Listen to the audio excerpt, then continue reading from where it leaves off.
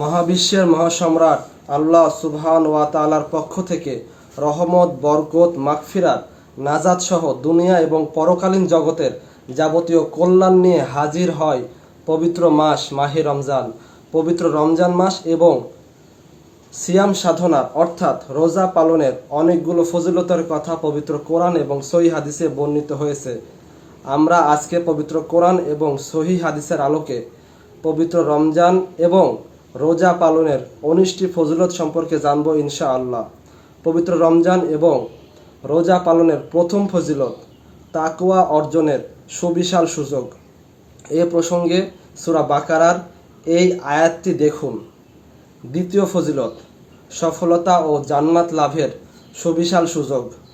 এই প্রসঙ্গে সহিহ বুখারীর এই হাদিসটি দেখুন। তৃতীয় ফজিলত সিয়াম সাধনার পুরস্কার স্বয়ং আল্লাহ সুবহান ওয়া তাআলা নিজেই দিবেন। এ প্রসঙ্গে সহিহ বুখারীর এই হাদিসটি দেখুন।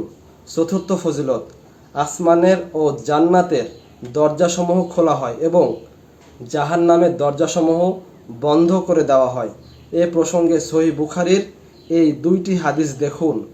পঞ্চম ফজিলত সিয়াম সাধনার অর্থাৎ রোজা পালনের মাধ্যমে অতীতের সমস্ত গুনাহ ক্ষমার সুযোগ। এ প্রসঙ্গে সহিহ বুখারীর এই হাদিসটি দেখুন। ষষ্ঠ ফজিলত রমজান মাসে তারাবির সালাতের মাধ্যমে পূর্বের গুনাহ ক্ষমার সুযোগ। এ প্রসঙ্গে সহিহ বুখারীর এই হাদিসটি দেখুন।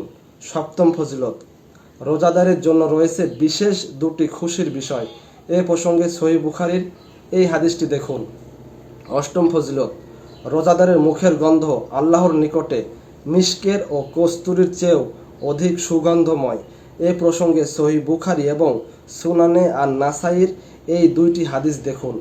নবম ফজিলত সিয়াম হচ্ছে জাহান্নাম থেকে রক্ষার ঢাল। এই প্রসঙ্গে সুনানে আর নাসাইর এই হাদিসটি দেখুন। দশম ফজিলত রমজান সিয়াম পালনের মাধ্যমে জাহান্নাম থেকে ৭০ বছরের দূরত্বে অবস্থানের সুবিশাল সুযোগ। এ প্রসঙ্গে সহিহ মুসলিমের এই হাদিসটি দেখুন। 11তম ফজিলত রমজান মাসে ওমরা করলে তা হজের সমতুল্য। এ প্রসঙ্গে সুনানে আর নাসাইর এই হাদিসটি দেখুন। 12তম ফজিলত রোজাদারের জন্য রয়েছে রাইয়ান নামক স্পেশাল দরজা। এ প্রসঙ্গে সহিহ বুখারীর এই হাদিসটি দেখুন। 13তম ফজিলত রমজানের প্রতি রাতে জাহান্নাম থেকে অনেক বান্দা মুক্তি পায়। এ প্রসঙ্গে জামিয়া তিরমিজির এই হাদিসটি দেখুন। 14তম ফজিলত রোজা পালনকারীকে ইফতার করালে রোজা পালনকারী সমপরিমাণ সওয়াব পাওয়া যায়। এ প্রসঙ্গে জামিয়া তিরমিজির এই হাদিসটি দেখুন। 15তম ফজিলত শাওয়াল মাসের 6টি রোজা পালন করলে সারা বছর সিয়াম বা রোজা পালন করার মতোই। এ প্রসঙ্গে সহিহ মুসলিমের এই হাদিসটি দেখুন।